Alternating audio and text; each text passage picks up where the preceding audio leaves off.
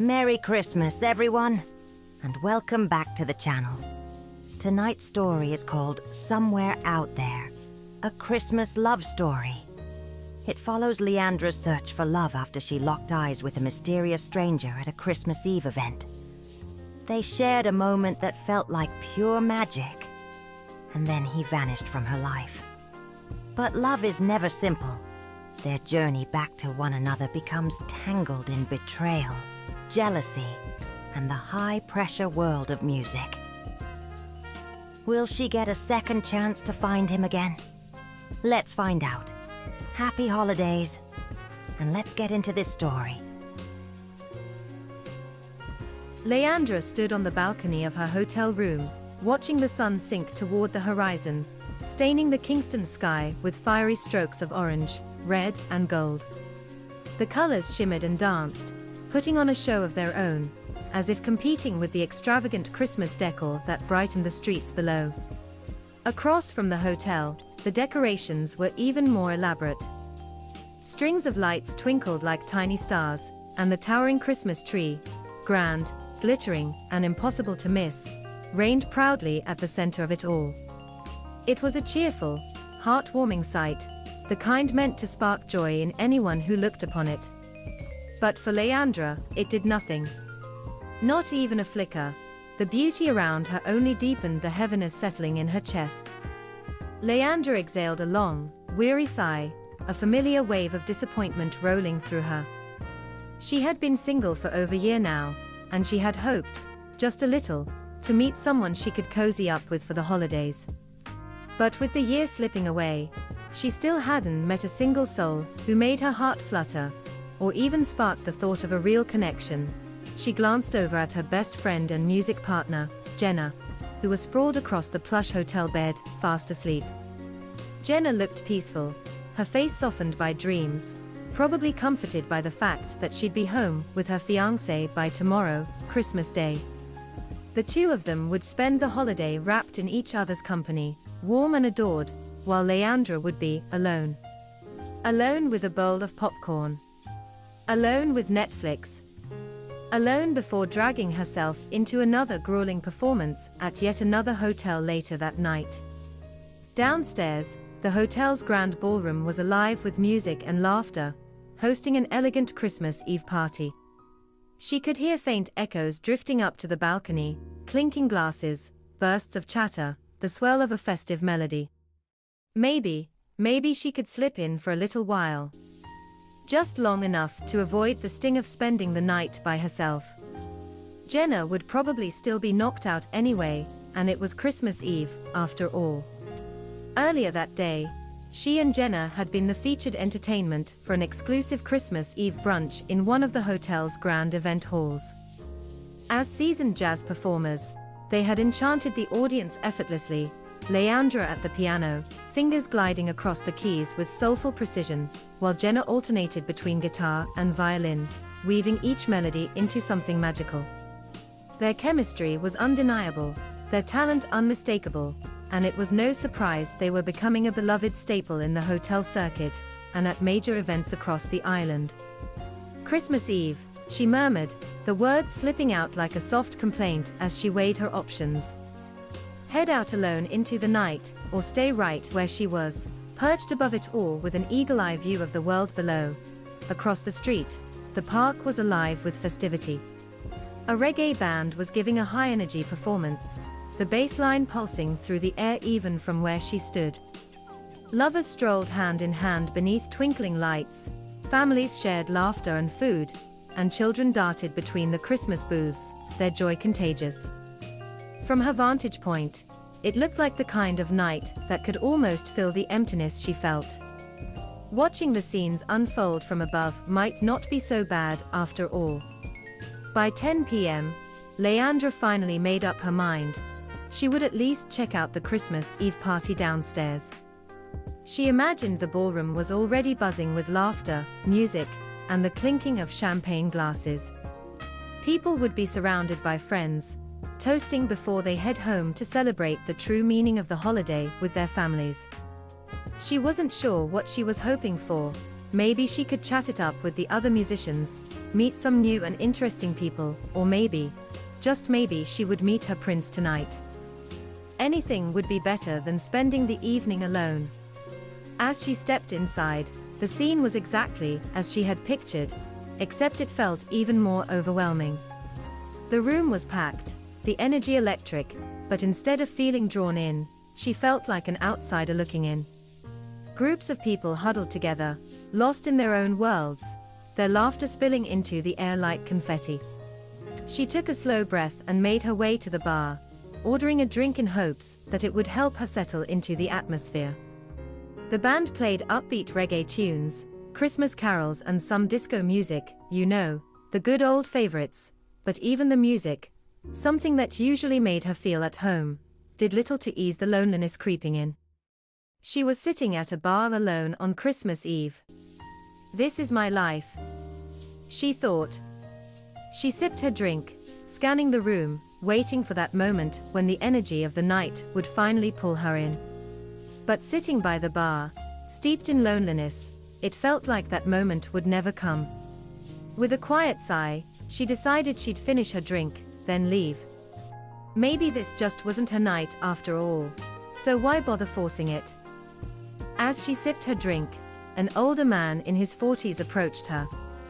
He was a handsome older man, clean-cut, well-dressed with a welcoming smile. "Care for a dance?" he asked, extending his hand. She hesitated for a second but figured, why not? It wasn't the night she envisioned, but what the hell? Nodding, she took his hand and let him lead her to the dance floor. She realized he was a little tipsy, but he seemed harmless, just swaying to the rhythm, trying to enjoy the moment. But halfway through the dance, she felt his hand slide lower, lingering on her backside. She stiffened and quickly moved his hand away. Maybe it was an accident. She furrowed her brows and decided to ignore it. Then it happened again. "Hey! Don't do that," she snapped, shooting him a sharp glare. The man chuckled, clearly unbothered. "I'm sorry," he mumbled, "but you look so hot. You should come to my hotel room tonight." She stared at him, stunned. "Are you crazy?" she blurted out. He reached for her again, this time letting his fingers graze the top of her chest as though he had every right to. "Come on," he drawled, breath thick with alcohol. "You're here alone. I know what that means. You're trying to catch a man tonight, so I'm just making it easy for you. Don't act shy now." He flashed a wide grin, crooked, devious. The welcoming smile had long vanished to a more abrasive one. The sight of him made her shudder. "Absolutely not," she snapped, shoving him away from her. But he only staggered a little, barely fazed. "Come on, you know you want me," he slurred, leaning in again. "I can give you plenty of money, isn't that what all you young women want?" Leandra stared at him, stunned by his arrogance, and now realizing he was more than a little drunk. "Come on," he continued, jabbing a finger toward her outfit. "I know your type. Dressing like that, enticing men like me, then want to turn round and act like you better than me." His words dripped with entitlement, his breath sour and too close. Her stomach twisted. Disgusting. Instinctively, she glanced down at herself. She was wearing a simple, body-hugging, full-length dress, elegant, not flashy, something that only gently accented her curves. As she swept her eyes across the ballroom, she noticed the other women around her. Almost all of them were just as curvy, just as beautifully dressed, their outfits highlighting their figures with far more boldness than hers. She wasn't standing out. Not even close, yet his words clung to her skin like grime. A heavy breath left her as disappointment pricked at her chest. Is this what it came to? She felt foolish. What had she really expected? That a harmless dance with a man twice her age would stay innocent? The thought made her shoulders sag, a wave of unwelcome self-blame washing over her. In an effort to try to create something beautiful for the night, she had pushed herself into this nightmare. "I said yes to one dance, not to your bed, you pervert," she snapped, her voice sharp as a blade. "You look like somebody's grandfather." Disgust flashed in her eyes as she took a step back, putting space between them. Then, without another word, she stormed out of the ballroom, leaving him laughing as he stumbled forward, his movements sluggish and uncoordinated. As she stood outside the ballroom entrance, trying to shake off the embarrassment of the encounter, the door swung open behind her. Her heart skipped a beat. Lord, please not him again. Without even looking, she started walking away. Then she heard that voice. "Well, hello, Cinderella. Leaving the ball so soon?" The laugh that followed was sharp, forced, and instantly recognizable. Leandra closed her eyes. "Could this night get any worse, Sasha?" she breathed, turning around slowly. Of all people to run into, it had to be her. If Leandra had known Sasha would be one of the singers tonight, she would never have stepped foot inside that ballroom. This woman had made her life a misery for years, sabotaging performances, spreading gossip, poisoning the ears of anyone who would listen. Sasha had spent years convincing people that Leandra was difficult to work with, claiming she was too high and mighty. And for a while, people believed her. Those early years in the music scene were suffocating, oppressive, made worse by Sasha's influence and her willingness to crush competition before it even had a chance to bloom. If it weren't for Jenna, talented, respected, and one of the few who could stand toe-to-toe with Sasha, Leandra would have walked away from music entirely. And that would have broken her heart. Tonight, of all nights, she did not have the strength for this. "I saw you with Mr. Watkis tonight." Sasha's lips curled into a mocking smile. "Can't wait to tell the gang about your little gold-digging behavior." She threw her head back and laughed. Leandra's voice trembled, not with fear, with rage she was struggling to contain. "You saw what was happening, and you thought that was funny. Oh please." Sasha folded her arms. "Always acting so pristine. So innocent. Like you're above everybody." "You know what, Sasha?" Leandra said, her voice steadying as her temper hardened. "I don't have time for this. You're just a bitter, jealous woman who wants everyone else to be miserable like you." She turned to walk away, but Sasha's fingers clamped around her arm. "I'm not done with you," Sasha hissed. "And trust me, if it's the last thing I do, I'm going to get you out of this music." Leandra stopped. Slowly, she turned back and smiled, a calm, devastating smile. "Oh yeah," she said softly, too softly. Sasha blinked, thrown off. "Why are you so miserable?" Leandra asked coolly. "Didn't you win the man of your dreams a couple of years ago?" A mocking smile curved her lips. "Oh, wait. He dumped you. And now you're back to trying to torture me again." She stepped closer. "Keep trying, you devil. What I couldn't see then is how you thought you were getting a king and ended up with a manipulative, narcissistic idiot that played you for a fool. But we both know your old tricks can't touch me anymore. The little antics you used in the early days. Those days are over. I'm not afraid of you anymore, you witch." Sasha's breath hitched. "How long do you think Jenna can protect you? You think this is over? You think I can't get to you?" Leandra tilted her head, unbothered. "It bothers you that you can't touch me, doesn't it?" Her voice stayed steady, sharp, but not cruel. "Just honest. Look at the events we're performing at compared to you now. People are starting to see the real you. But you're so busy hating me, you don't even realize you've boxed yourself into a corner." She paused, letting the silence do the damage. "You know the saddest part?" Leandra's tone softened. "You're a good singer, Sasha. A really good one. But you can't focus on that. You'd rather tear people down than build yourself up.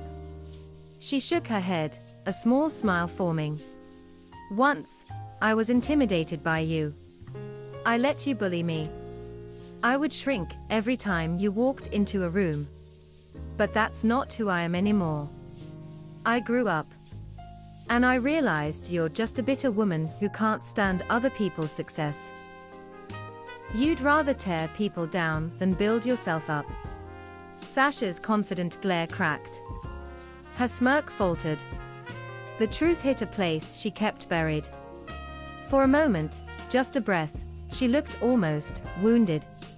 Leandra lifted both hands in surrender, the gesture crisp, final. You know what? Her voice was quiet, but steady, dangerously steady. Tell your story. Go ahead. Spread whatever lies you want. Say I'm a gold digger, a whore, whatever fits the narrative you're dying to sell. Sasha's smirk twitched, surprised by the lack of fear. Because at the end of the day, Leandra shrugged, her expression tired more than angry. Sasha is going to do what Sasha wants. But honestly, she breathed out, the fight draining from her shoulders. I don't care anymore, and I don't think your lackeys give a shit anymore either. She didn't wait for Sasha's reply. Leandra turned and walked away, her strides quick and stiff. Her hands trembled at her sides, the adrenaline still licking at her nerves. Her chest tightened, heat rising in her throat, a simmering mix of anger, relief, and exhaustion. Meanwhile, Sasha stood at the entrance of the ballroom, her fingers curled tightly around the edge of the door, as she watched Leandra walk away. Sasha's jaw tightened, her eyes narrowing to slits. I will break you again, she whispered, venom rolling off her tongue like a promise she fully intended to keep. For years, she had mastered the art of quiet sabotage. She had whispered lies into the right ears, nudged rumors into the perfect corners, and watched reputations crumble from the shadows. Mr. Watkis was just one of her pawns, a lonely businessman at a party that she could manipulate. She had fed him story after story about Leandra, painting her as easy, desperate, a girl willing to sleep her way into the music scene. He believed her, and decided to take his shot. Sasha had power and influence, and had been on the scene long before Leandra ever stepped foot into Kingston. But the truth Sasha would die before admitting, was simpler.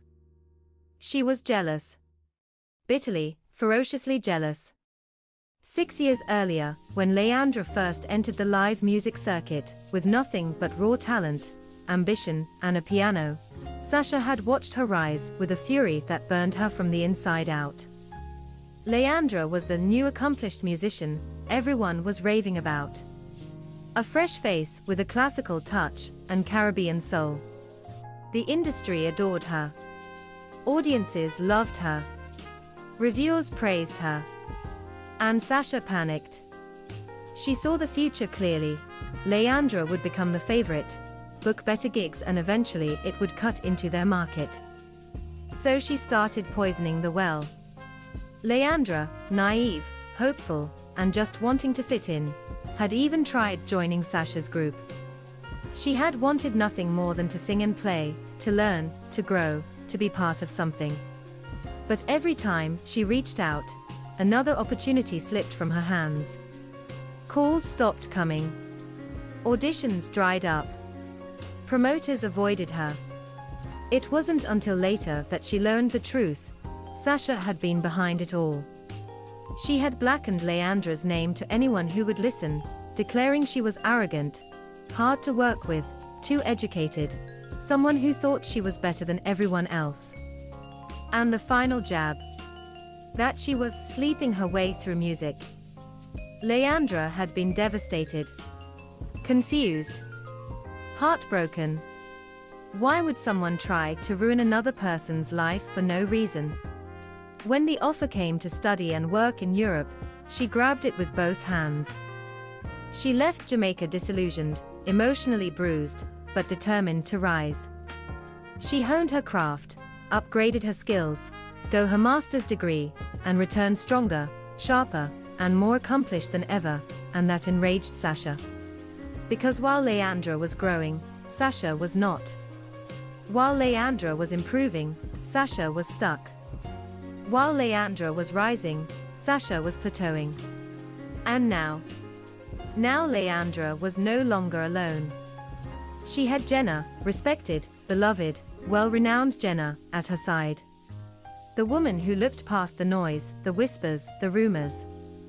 Who ignored every poisoned warning Sasha had planted in the industry. Jenna saw only the truth, Leandra's raw talent, her work ethic, the way she played a piano like she was making a confession, and sang like she was stitching broken hearts back together. She asked Leandra to form a duo, the Jenna-Leand duo, a partnership that changed everything. Together, they became a force in the industry. They booked high-end gigs, and toured the Caribbean, a staple at jazz festivals. Their reputation grew so swiftly, as they dominated stages across the Caribbean. And Sasha watched all of it with a venomous ache building in her chest. Sasha saw their rise. She saw the spotlight shifting. She saw her own relevance shrinking. And that made her furious, more furious than she had ever been, because no matter how hard she pushed, no matter how many lies she spread, no matter how much venom she spat, Leandra kept rising. And Sasha was still in the same place, watching, seething, shrinking. She clenched her fists as Leandra disappeared from sight. This wasn't over. Not even close. Leandra needed some fresh air, a moment away from this nightmare. She needed to calm herself before the weight of the encounter swallowed her whole. Glancing at her watch, she saw it was 11:30. What a waste of a night. She considered heading straight back to her room, but she knew she would not be able to sleep. Her unfortunate night would just keep replaying the awful encounters in her head. She thought of taking a walk, but as she stepped outside, a familiar sound caught her attention, music drifting in from the park across the street from the hotel. Then she remembered. There's another event happening there. A slow smile crept onto her face. Maybe this was just what she needed. Whether good or bad, that's where I'll spend the next half an hour. And just like that, the heaviness lifted. A new, tingling energy surged through her chest, light, bold, and unexpected. It pushed her forward, almost pulling her toward the party, as if an invisible hand had taken hold.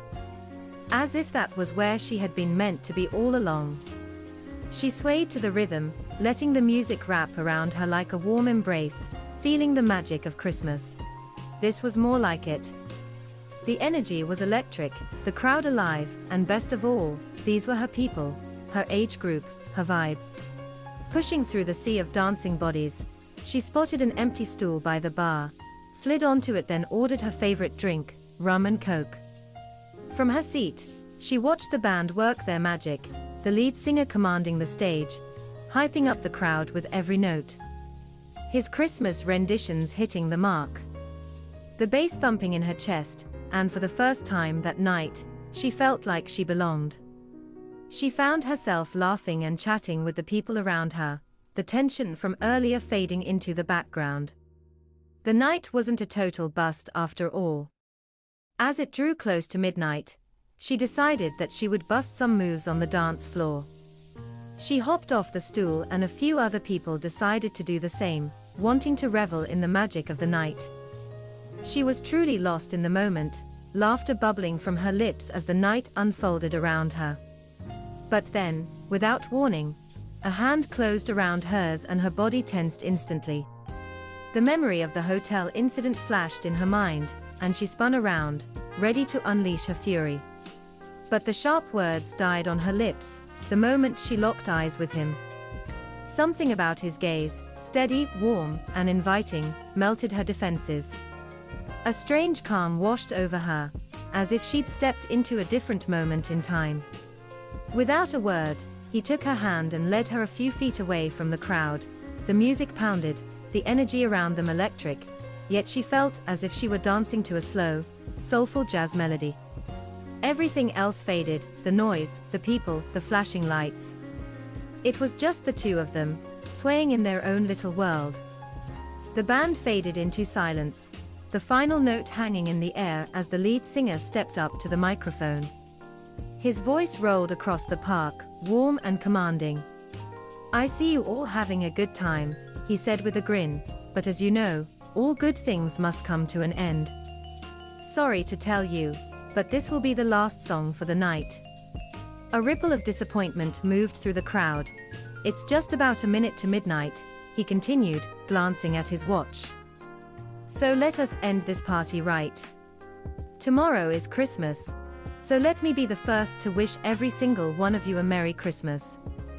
And if you're not coming back here for New Year Eve, let me wish you from now a happy and prosperous New Year.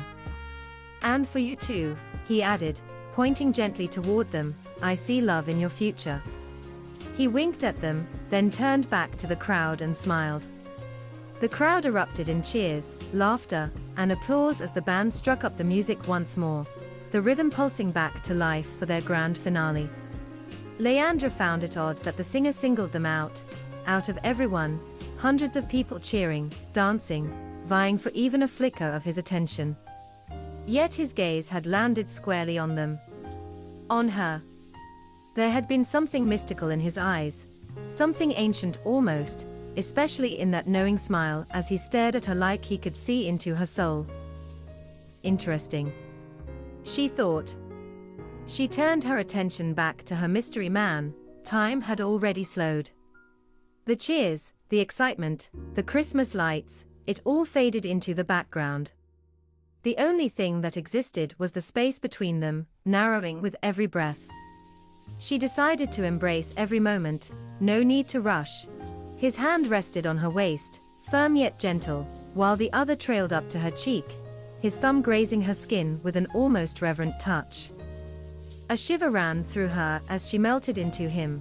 As the music played, her arms found their way around his neck, fingers threading into his locks at his nape.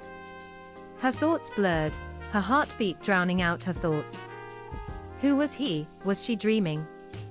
She wanted to ask, to pull away just long enough to speak, but the moment was too perfect, too intoxicating. He leaned in, his breath warm against her lips, eyes locked onto hers as if he were searching for something, permission, a shared desire, a silent promise. As the band struck the last note, the crowd erupted with cheer and then their lips met. The kiss was soft at first, almost questioning, a gentle press of warmth against warmth.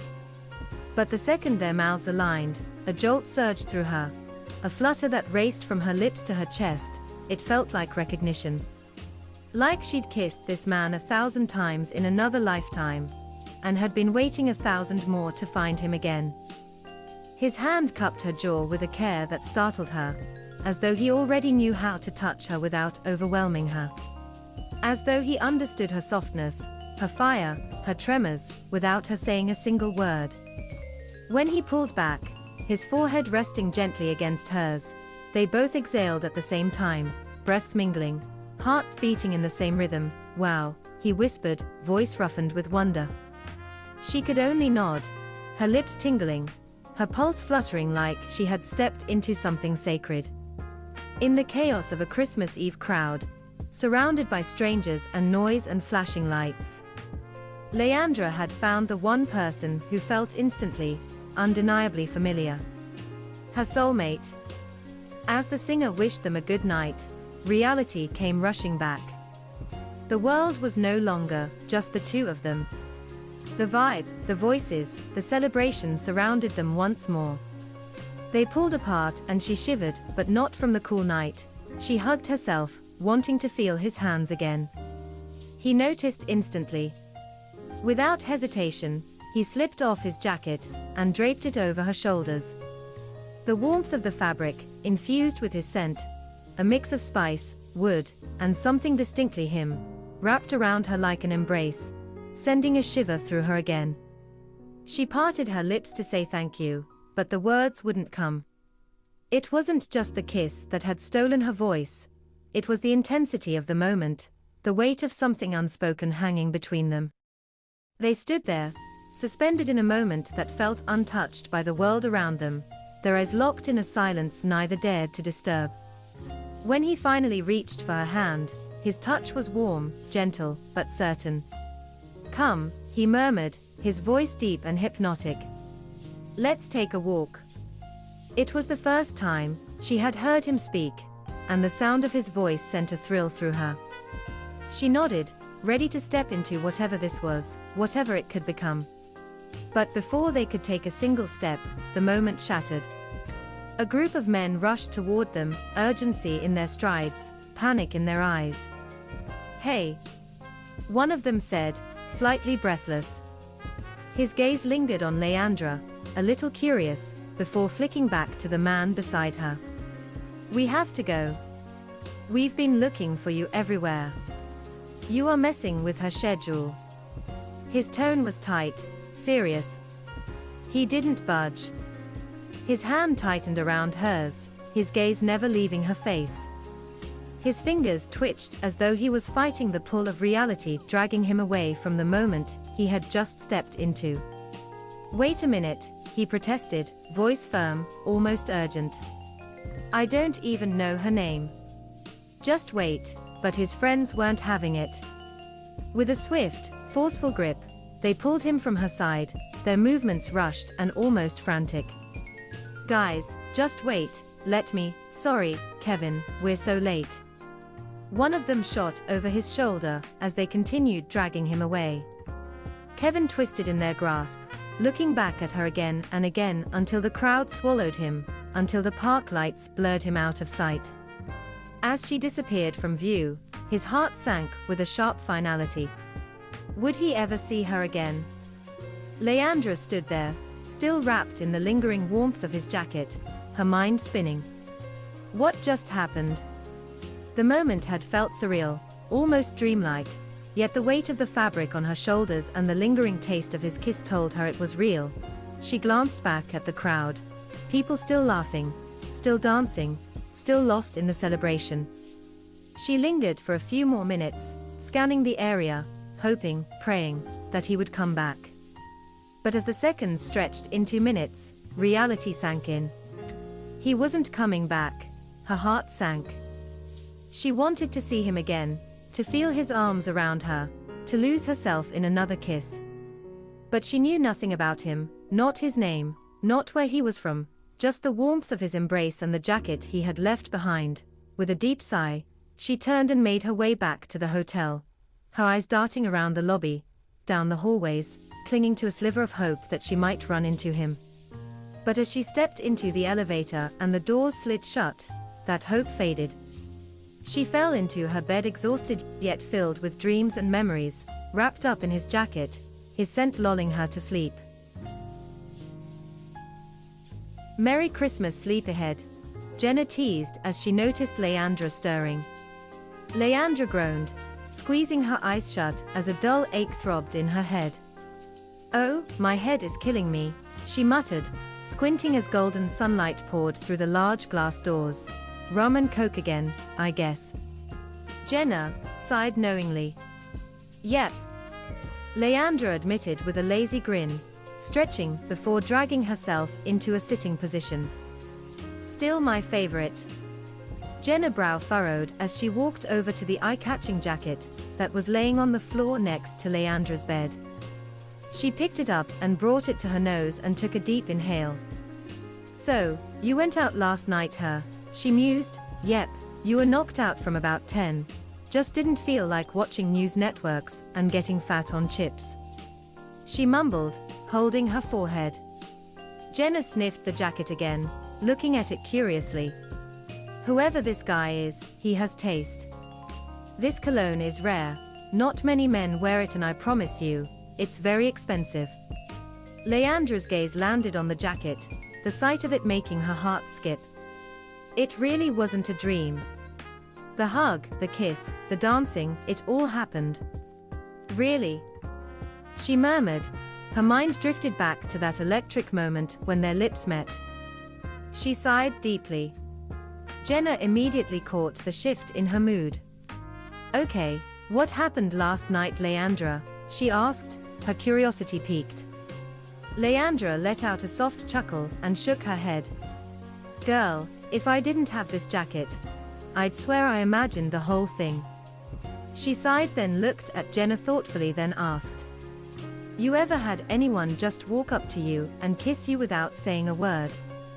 Jenna's eyes widened with excitement, and she plopped onto the bed beside her. Sounds like somebody has some tea to spill. Spill it, now.